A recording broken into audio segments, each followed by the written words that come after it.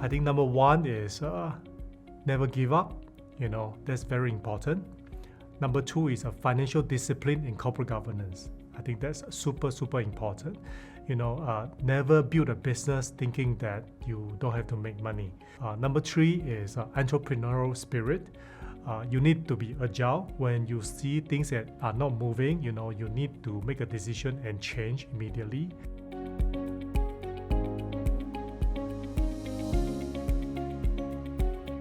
We will continue to grow our JustCo center in the 8 countries that we are in.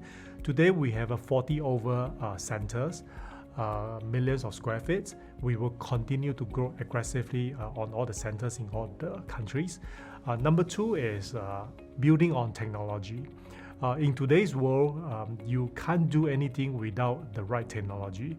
And we are double down on our investment on technology that will power the hybrid work arrangement. For us, it's really building the right product to serve our customer well, understanding what they want and build the right product. So what you're going to see in the next 12 months definitely is you're going to see more center across Asia, more JustCo center.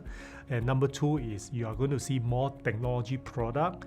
Pause and switch, the two that I mentioned, you are going to see more enhancement in these two products and roll out in more countries. Innovation is another part that we keep on bringing new products to the market as it can be validated by JustCo Zone, which is what our customer want. JustCo Zone is like a mini JustCo center across a different location, and it's already first launched in Japan a few months ago.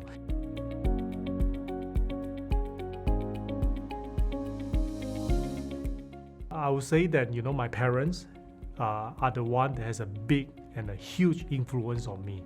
They built a company from zero, from 3,000 ringgit that was borrowed from their friends or whatever. At the peak, they had about a couple thousands of staff. They always tell me, to build a business, you must be very down to earth. Financial discipline, which I mentioned a few times, that has a big influence on me. Number three, think big. And number four, to be human, And the success of what we have built today is not because of me, it's because of everybody in the company contribute to the success. So I'll say that my parents has a huge influence on me.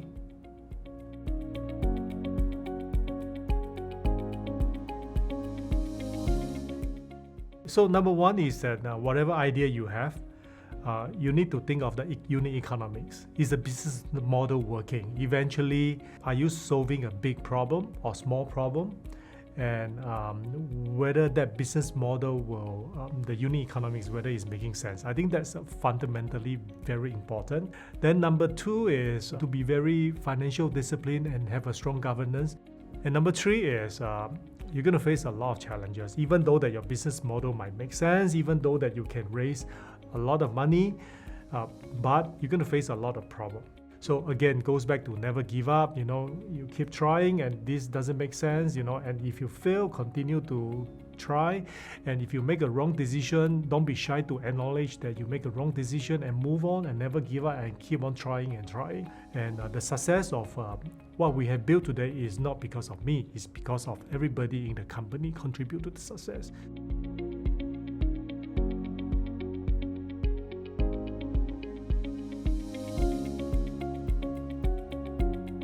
I think HR transformation is very important simply because the growth of the business depends on having the right teams and the right people in place.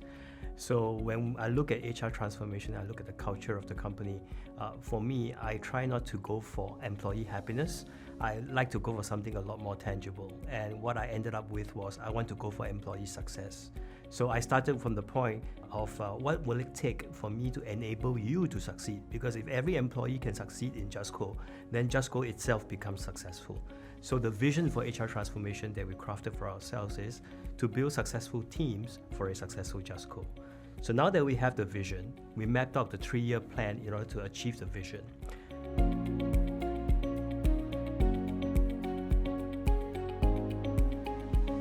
I think employee culture is critical to company success for 2 simple reasons. Number 1, employee culture is something you can control. And number 2, employee culture is not something your competitors can copy very easily. So when I look at it from an organization perspective, I think it's important to focus primarily, first and foremost, on what you can control within the organization. And for me, that's employee culture. And the reason employee culture is important is it actually determines what kind of product you put out, because employee culture is about hiring the right people, defining very clearly the principles and values that you uphold, and then having these principles and values go through your people to end up with a product that you deliver to your customers. So if you can define and you can reinforce the right culture in your employees and your teams, the product is actually something that touches the customer in a very, very special way.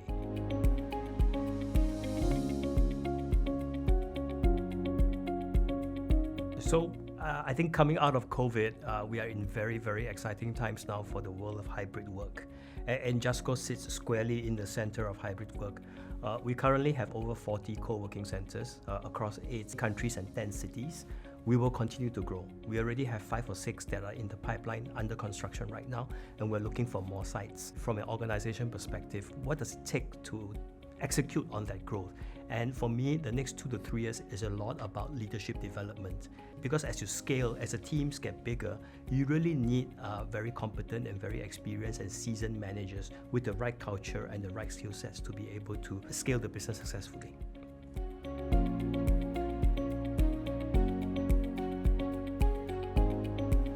Put aside all strategy, put aside all market analysis and competition.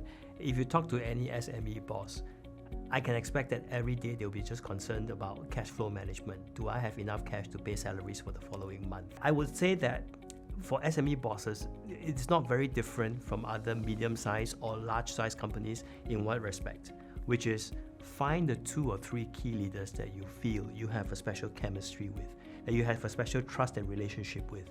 Because as you grow the business, you really need people to be with you, whether for emotional support or for very tangible business support, to go with you in that journey. And I think that's critical. We should try to aspire to look at things that the strengths that the organization has, and then can I make something out of that?